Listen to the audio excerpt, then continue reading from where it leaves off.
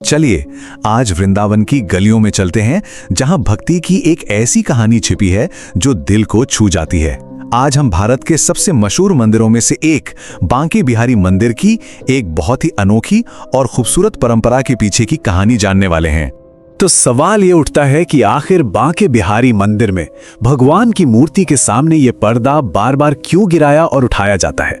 इसका जवाब पता है किसी पूजा पाठ की विधि में नहीं है, बल्कि एक ऐसी कहानी में है जो हमें सच्चे निस्वार्थ प्रेम की ताकत दिखाती है। तो हमारी ये कहानी शुरू होती है वृंदावन से, बांके बिहारी मंदिर में, एक ऐसी जगह जिसके बारे में कहते हैं कि वहां की हवा में भी भक्ति, प्रेम और वात्सल्य घुला हुआ है। बात कई साल पुरानी है। एक बूढ़ी माँ थी जिनकी कोई संतान नहीं थी, पर उनका दिल भक्ति से हमेशा भरा रहता था। वो जिंदगी में पहली बार बांके बिहारी जी के दर्शन करने मंदिर पहुंची, और बस जैसे ही उनकी नजरें बिहारी जी की मनमोहक छवि पर पड़ी, वो तो जैसे वहीं ठहर सी गईं। दिलचस्प बात यह है कि उस वक्त उनके मन में कोई मन्नत, कोई प्रार्थना या कोई मांग नहीं थी। उनके दिल की गहराई से बस एक ही आवाज, एक ही भाव उठा, काश ये मेरे बेटे होते। ये कोई कल्पना नहीं थी, ये था एक माँ का अपने बच्चे के लिए उमड़ा हुआ वो बिल्कुल सच्चा और निस्वार्थ प्रेम। जरा सोचिए, उस माँ ने कोई खास पूजा नहीं की, कोई मंत्र नहीं जपे। उन्होंने तो बस प्योर लव से एकटक बिहारी जी को देखा, और उसी एक नजर ने ऐसा कमाल किया कि भगवान खुद उस प्रेम के बंधन में बंध गए। भक्ति के इसी रूप को वात्सल्य भाव कहते हैं। ये वो पाक निस्वार्थ प्रेम है जो माँ बाप अपने बच्चे से करते हैं। मतलब भगवान को स्वामी नहीं बल्कि अपना बच्चा मानना। और कहते हैं कि कृष्ण तो भक्ति के इसी रूप के भूखे हैं, और इस रिश्ते को सच करने के लिए वो खुद एक बच्चे का रूप ले लेते हैं। खैर, दर्शन का समय पूरा हुआ और वो बूढ़ी माँ अपने छोटे से घर की तरफ लौट गईं। उन्हें तो इस बात का जरा भी अंदाजा नहीं था कि उनके दिल से निकले एक भाव ने क्या लीला रच दी है। और फिर वो हुआ जिसकी किसी ने कभी कल्पना भी नहीं की थी।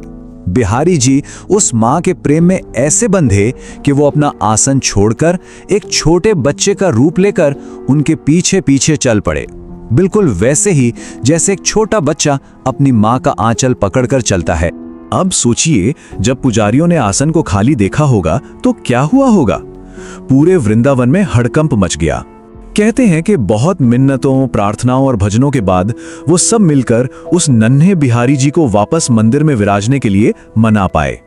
और इस एक घटना ने उस दिन वहां मौजूद हर इंसान को एक बहुत गहरा सबक सिखा दिया कि मंदिर में जो है वो सिर्फ एक मूर्ति नहीं बल्कि साक्षात प्रेम का जीवंत स्वरूप है।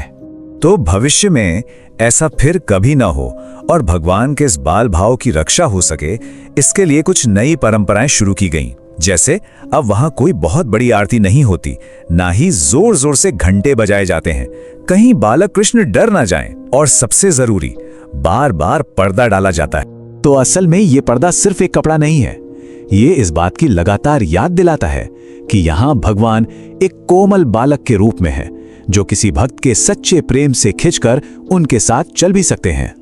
आखिर में ये पूरी परंपरा निस्वार्थ भक्ति की ताकत को एक सम्मान है। ये हमें सिखाती है कि ईश्वर को हमारे मुश्किल कर्मकांड नहीं बल्कि दिल से निकली एक सच्ची भोली भाली पुकार चाहिए। और इसी गहरे सच को वृंदावन की एक बात बहुत खूबसूरती से बयां करती है।